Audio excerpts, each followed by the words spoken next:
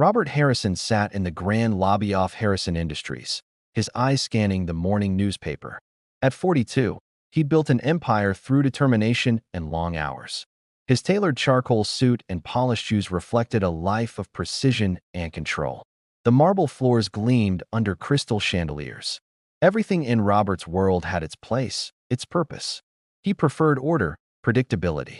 The newspaper rustled. Ash turned the page, absorbed in quarterly reports and market trends. Asmal's voice broke through his concentration. "Excuse me, sir." Robert glanced up. A little girl stood before him, perhaps 4 years old, wearing a red velvet dress with a white lace trim. Her blonde hair was pulled into pigtails with matching red bows. She held a cream-colored envelope in her tiny hands. "Can you read this letter?" she asked, her voice soft but earnest. "It's very important." Robert's first instinct was to look around for a parent. The lobby was busy with employees hurrying to meetings, but no one seemed to be looking for a lost child. He set down his newspaper. "Where's your mother, sweetheart?" he asked, his voice gentler than he expected. "She's with the angels now," the girl said simply. "Grandma says she's watching over me." Something in Robert's chest tightened. He recognized that matter-of-fact tone children use when they've had to grow up too quickly. "I see," he said quietly. "And your father?" "He works here in the big building, but I don't see him very much." She extended the envelope toward him again. "Please, it's really, really important." Robert took the letter carefully. His name was written on the front in a child's careful, shaky handwriting to Mr. Robert Harrison. Inside, he found a single sheet of paper. The writing was labored, some letters backwards, others too large. "Dear Mr. Robert Harrison, my name is Emma. I am 4.5. My daddy works for you. He is very sad all the time now. Mommy went to heaven last year. Daddy says he has to work to take care of me, but I miss him. He comes home when I am sleeping. He leaves before I wake up. Grandma says he is doing his best.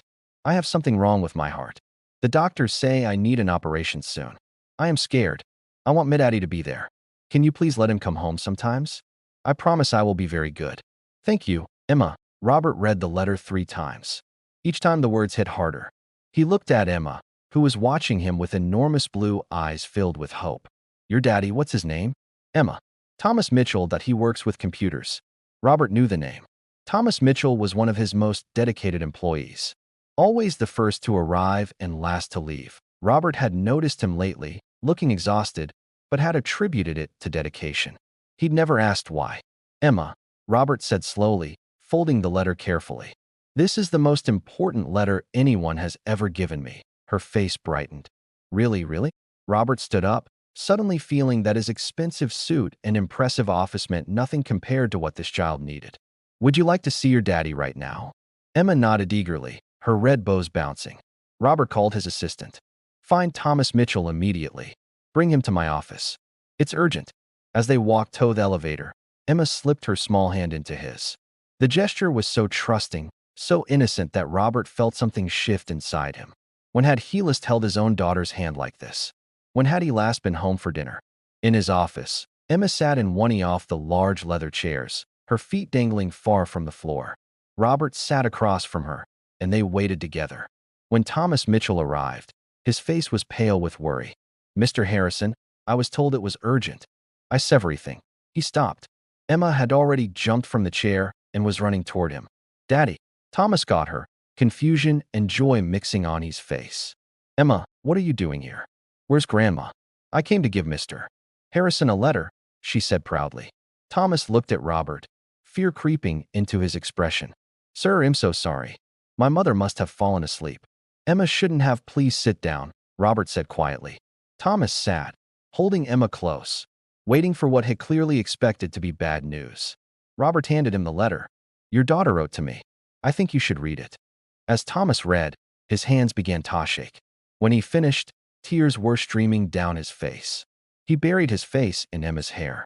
"I'm sorry, baby, I'm so sorry. I didn't know you felt this way. I thought I was doing the right thing." Robert stood and walked to the window, giving them a moment. He thought about his own children, teenagers now, who he barely knew anymore.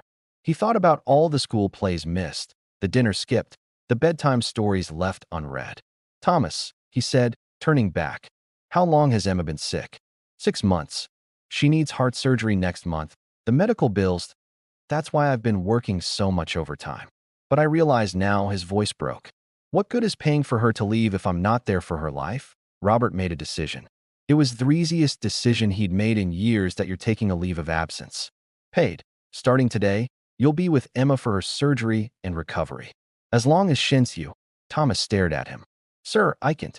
The company policy. I'm the CEO that I can change any policy I want. Robert smiled.